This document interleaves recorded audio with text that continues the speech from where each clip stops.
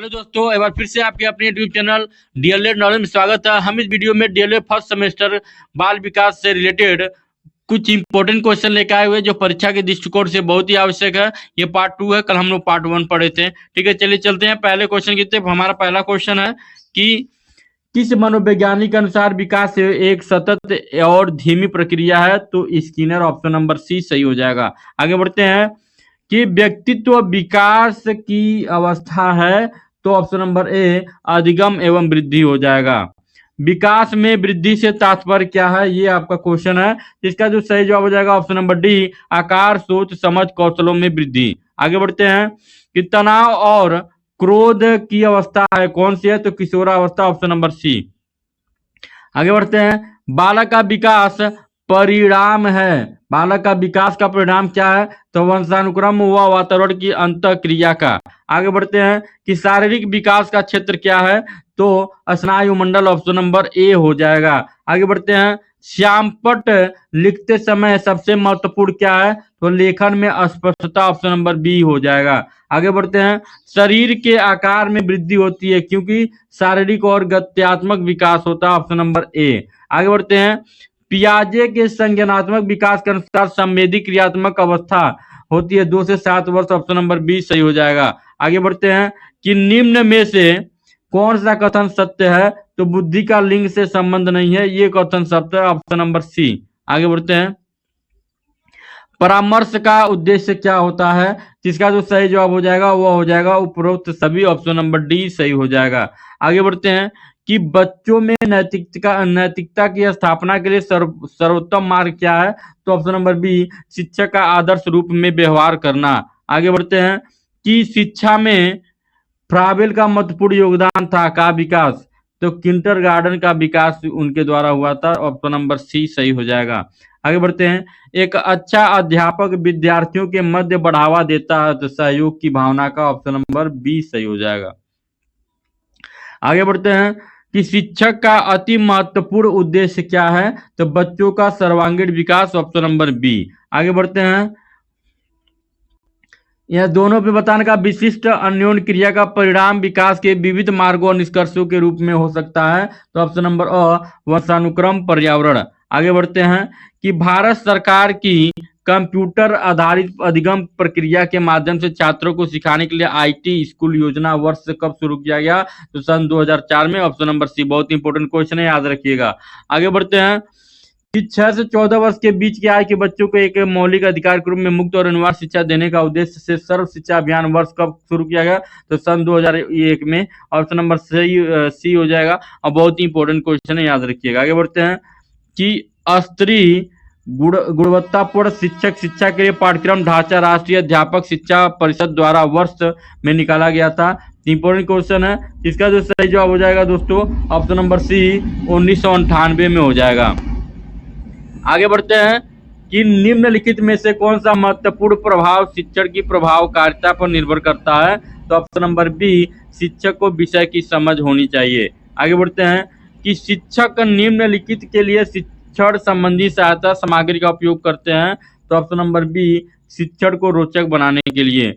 आगे बढ़ते हैं, यदि बुलाए जाने पर कुछ छात्रों के माता पिता अभिभावक आकार शिक्षक से नहीं मिलते हैं तो शिक्षक को क्या करना चाहिए?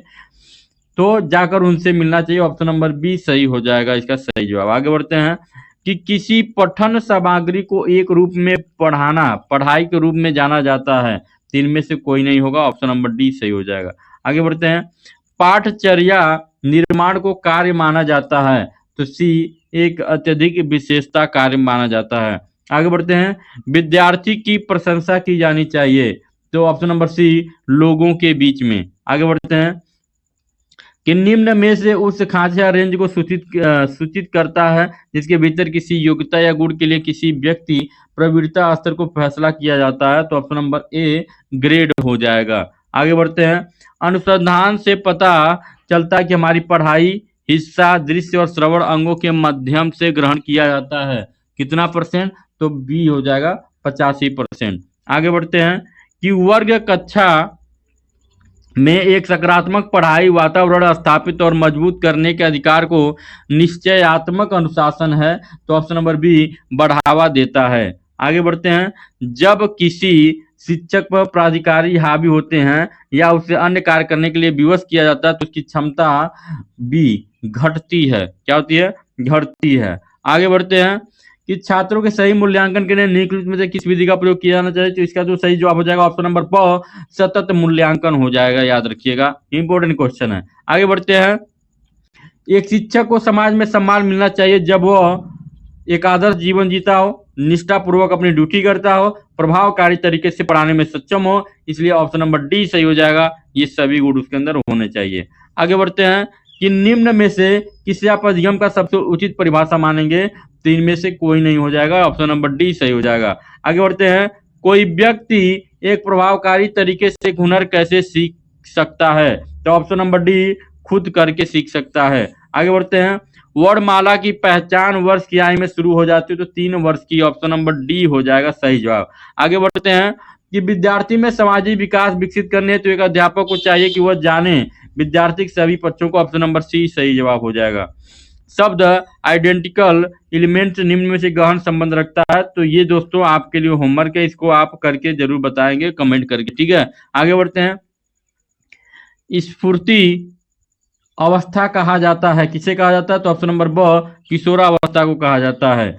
वातावरण वह बाहरी शक्ति है जो हमें प्रभावित करती है, किसने कहा था? तो ऑप्शन नंबर ब रॉस ने कहा था। आगे बढ़ते हैं कि संवेदना ज्ञान की पहली सीढ़ी है, कथन किसका? तो मानसिक विकास, ऑप्शन नंबर अ सही हो जाएगा। मानव विकास के संबंध में कौन सा कथन गलत है? तो ऑप्शन नंबर सी विकास रेखी होता है, ये संबंध गलत हो जाएगा। शारीरिक विकास का क्षेत्र क्या है? तो ऑप्शन नंबर डी हो जाएगा, उपरोक्त सभी हो जाएगा। आगे बढ़ते हैं कि निम्न में से कौन सा वंशानुक्रम का निकाय नहीं है? तो ऑप्शन नंबर डी इसका सही जवाब हो जाएगा, अभिप्रेरणा, ठीक है। आगे बढ़ते हैं कि 20वीं शताब्दी के को बालक की शताब्दी कहा जाता है, यह कथन किसका है? 20वीं शताब्दी को बालक की शताब्दी कहा जाता है, यह कथन किसका है? तो क्रो एंड क्रो का ऑप्शन नंबर सी सही हो जाएगा। आगे बढ़ते हैं, इस अवस्था को मिथ्या पक्वता का समय भी कहा जाता है, तो बाल्य अवस्था को, ऑप्शन नंबर बी सही हो जाएगा। आगे बढ़ते हैं, सहसावस्था की विशेषताएं नहीं है, क्या है नहीं है? तो ऑप्शन नंबर सी नैतिकता का होना। आगे बढ़ते हैं कि सहसा अवस्था की मुख्य विशेषता नहीं है, क्या नहीं है? तो ऑप्शन नंबर डी चिंतन प्रक्रिया हो जाएगा। आगे बढ़ते हैं, अगला जो हमारा क्वेश्चन है दोस्तों कि किस मनोवैज्ञानिक के अनुसार विकास एक सतत और धीमी प्रक्रिया है? तो हॉर्लॉक, ऑप्शन नंबर डी हो जाएगा सही जवाब। आगे बढ़ते हैं, बिग व हेट की विशेषताओं के सर्वोत्तम रूप से व्यक्त करने वाले एक शब्द है परिवर्तन। परिवर्तन शारीरिक, सामाजिक और मनोवैज्ञानिक होता है, ऑप्शन नंबर सी किशोरावस्था हो जाएगा। आगे बढ़ते हैं, मानव विकास कुछ विशेष सिद्धांतों पर आधारित है, निम्न में से कौन सा मानव विकास का सिद्धांत नहीं है? तो ऑप्शन नंबर डी प्रतिवर्ती हो जाएगा। आगे बढ़ते हैं कि निचली कक्षाओं में खेल पद्धति मूल रूप से आधारित है, तो ये ऑप्शन नंबर ए विकास एवं वृद्धि के मनोविज्ञान सिद्धांत पर। आज का वीडियो यहीं पे समाप्त होता है, मिलते हैं अगले वीडियो में, तब तक के लिए नमस्कार, जय हिंद।